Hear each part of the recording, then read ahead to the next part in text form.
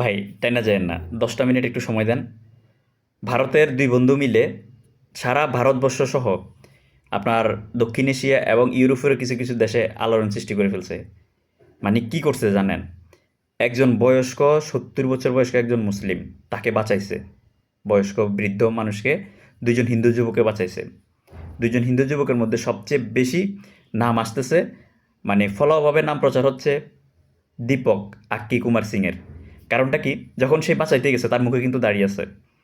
তখন কট্টরপন্থী হিন্দুরা যখন আপনার ইয়ে করতে আসছে, মানে এই লোকটাকে হামলা করতে আসছে দোকানে, এই বৃদ্ধ বয়স্ক লোকটার অপরাধ হচ্ছে বাবা নাম দিয়ে সে দোকান চালাচ্ছে। মানে বাবাটা আসলে হিন্দু ধর্মের একটা গ্রুপের সাথে নামের সাথে সাংঘর্ষিক বিদায় তারা বারবার ওনাকে ওয়ার্নিং করে দিয়ে গেছে যে বাবা নামের এই দোকানের নামটা চেঞ্জ করতে বয়স্ক মুরব্বীটাকে, কিন্তু উনি চেঞ্জ করে নাই। সেজন্য ঝামেলা করতে আসছে বেশ কয়েকজন যুবক, প্রায় 40-50 জন যুবক আসছে গ্রুপ হিসেবে।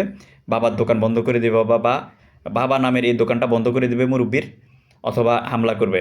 এখন আপনারা সবাই তো জানেন যে ভারতে আপনার হিন্দু মুসলমান দাঙ্গা হয়, বা কট্টরপন্থী হিন্দুরা অনেক সময় মুসলমানদেরকে মেরে ফেলে, পিটাই মারে বা জ্বালায় পোড়ায় দেয়। সেজন্য বয়স্ক মুরব্বী, উনি 70-75 বছরের, উনি 40 বছর ধরে ওই দোকানটা দিচ্ছে, যে করে আসতেছে।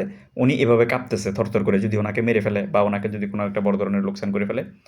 তখন এই যে দীপক আক্কি কুমার সিং, সে পাশেই তার দোকান, পাশের দোকানে তার বন্ধুর সাথে দেখা করতে আসছে।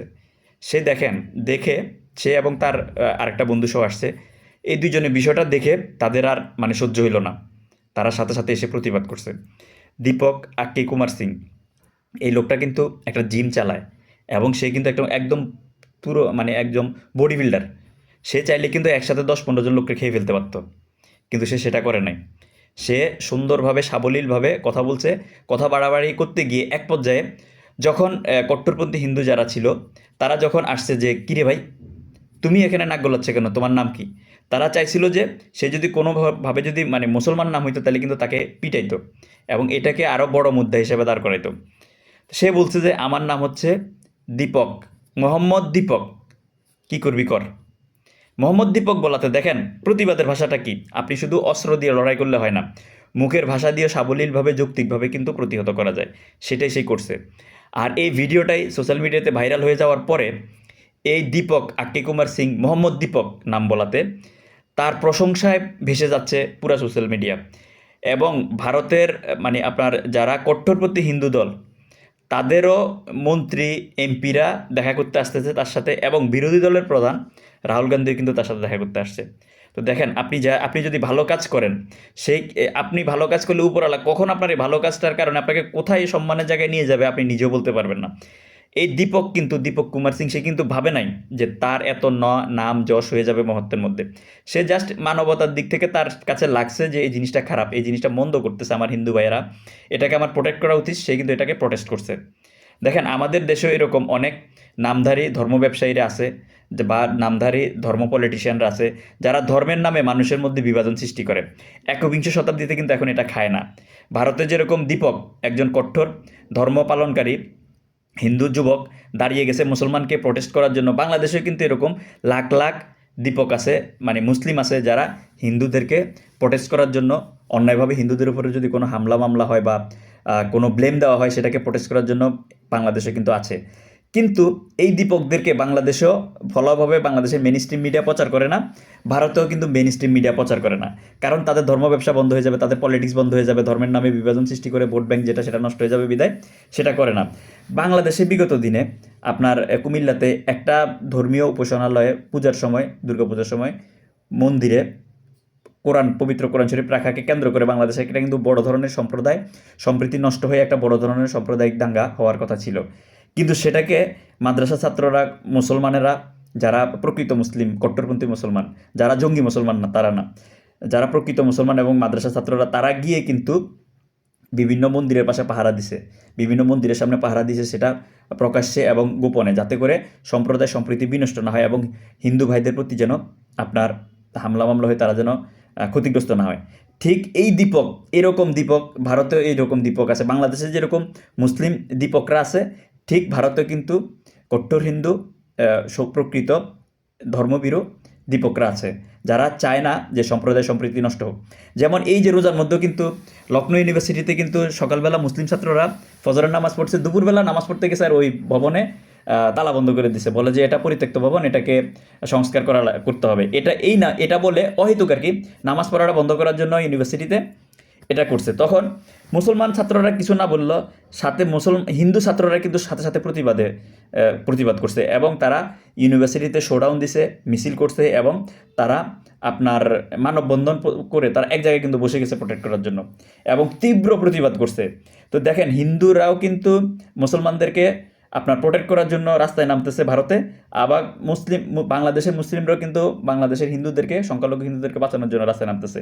কিন্তু এটাকেই বাংলাদেশের যেই ভালো কাজগুলা এগুলা ভারতের মিডিয়াতে ফলোভাবে প্রচার করতেছে না, আবার ভারতের যে হিন্দুরা যারা মুসলমানদেরকে প্রোটেক্ট করতেছে মন থেকে, এটা বাংলাদেশের মিডিয়াতে কিন্তু প্রচার করতেছে না। তাহলে কি করতে হবে? আমরা যারা সাধারণ আমজনতা আছি, আমাদেরকে কিন্তু এই ভালো দিকগুলা, ভালো কাজগুলা প্রচার করতে হবে। প্রচার করে সম্প্রদায় সম্প্রীতিটা যেন বিনষ্ট না হয়, এটা করে আমাদেরকে চলতে হবে। কারণ দেখেন এক সময় কিন্তু যে ব্রিটিশরা কিন্তু আমাদেরকে বিভাজন করে তারা কিন্তু ক্ষমতায় অধিষ্ঠিত হয়েছে। ব্রিটিশদের পরবর্তীতে এখন যারা আমাদের দেশে বা ভারতে যারা রাজনীতি করে তারা কিন্তু এই যে হিন্দু মুসলিম এই বিভাজন করে কিন্তু তারা ভোট ব্যাংকটা তাদের ঠিক রাখছে। তো এটা কিন্তু সাধারণ বর্তমানে সোশ্যাল মিডিয়ার কল্যাণে যারা শিক্ষিত হিন্দু মুসলিম আছে তারাও বুঝে, আবার যারা অশিক্ষিত আছে তারাও কিন্তু সোশ্যাল মিডিয়ার কল্যাণে কিন্তু প্রকৃত সত্যটা জানতেছে। সেজন্য এই হিন্দু মুসলিম যে আপনার বিভাজনটা এটাকে এখন আর খায় না। যেমন আপনার ব্রিটিশরা কী করছিল যে আপনার 47 সালের আগে বাংলাদেশের মধ্যে হিন্দুদেরকে এত নির্যাতন করছে মুসলমানদেরকে দিয়ে, হিন্দুদের বাড়িঘর জ্বালাই দিছে, সাম্প্রদায়িক দাঙ্গা তৈরি করে দিছে। হিন্দুরা ভয়ে বাংলাদেশ থেকে, মানে তখন তো বাংলাদেশ হয় নাই, এই পূর্ব বাংলা থেকে হিন্দুরা ভয়ে কিন্তু আপনার ইন্ডিয়াতে ঢুকে গেছে। আর এটার মূল কারণ হচ্ছে কি? এটার মূল কারণ ছিল যে ব্রিটিশরা ভারতের একদম সাগরের মাঝখানে একটা আন্দামান দ্বীপ ছিল, সেই আন্দামান দ্বীপটা কিন্তু জাপানিজরা কিন্তু দখল করে ফেলছিল। এখন ভারত থেকে যদি কোনো হিন্দু লোকদেরকে যদি আন্দামান দ্বীপে সাগরের মাঝখানে প্রায় আপনার 1400-1500 কিলোমিটার দূরে সাগরের মাঝখানে নির্জন দ্বীপ, এটা হচ্ছে আপনার মায়ানমারের পাশে, তারপরে আপনার মালয়েশিয়ার পাশে, ইন্দোনেশিয়ার পাশে, থাইল্যান্ডের পাশে, ওই জায়গাটায় যদি ভারতের কোনো মানুষকে যদি হিন্দুদেরকে যদি বলতো তোমরা যাও, সেখানে সেই দ্বীপে কিন্তু আবার জঙ্গলিরা মানুষ খেয়ে ফেলে। পুনর্বাসন করার জন্য বা দখল করার জন্য যদি কাউকে বলতো তারা যাইতো না, টাকা দিলেও যাইতো না। কিন্তু দেখেন তারা কি চালছে যে আমাদের এই পূর্ব বাংলাতে, এই বাংলাদেশে, এই বাংলাতে তখন তো ভারত তো উপমহাদেশ ছিল, তখন পূর্ব পাকিস্তান পশ্চিম পাকিস্তান হয় না, এই সাম্প্রদায়িক সম্প্রীতি বিনষ্ট করে হিন্দুদেরকে আপনার ক্ষতিগ্রস্ত করে বাড়িঘর জ্বালাই দিছে, জনমনে আতঙ্ক সৃষ্টি করাতে হাজার হাজার হিন্দুরা কিন্তু ভারতে চলে গেছে আশ্রয়ের জন্য।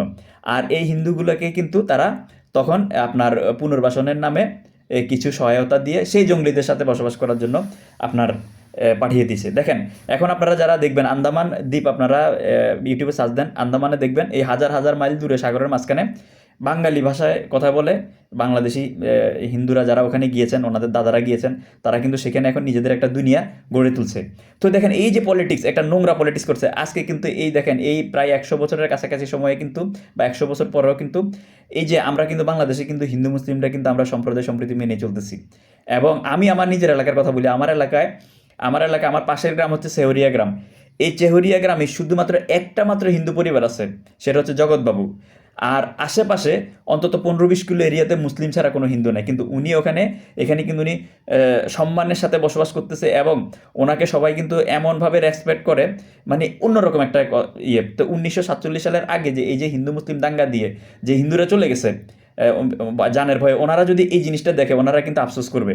তো এটা হচ্ছে যুগ যুগ ধরে এই বাংলাদেশের আমাদের এই উপমহাদেশটাকে বা বাংলাদেশটাকে বা ইন্ডিয়াতেও এই হিন্দু মুসলিম বিভাজন করে পলিটিক্যালরা, আগে আন্তর্জাতিক পলিটিক্স ছিল, এখন বর্তমানে স্থানীয় পলিটিশিয়ানরা তাদের ভোট ব্যাংকটাকে হিসেবে কাজে লাগাচ্ছে। তো ধন্যবাদ। এই ধরনের দীপকরা জন্মাবে যুগ যুগ ধরে। আমরা বাংলাদেশের জনগণ দীপকের সাথে আছি।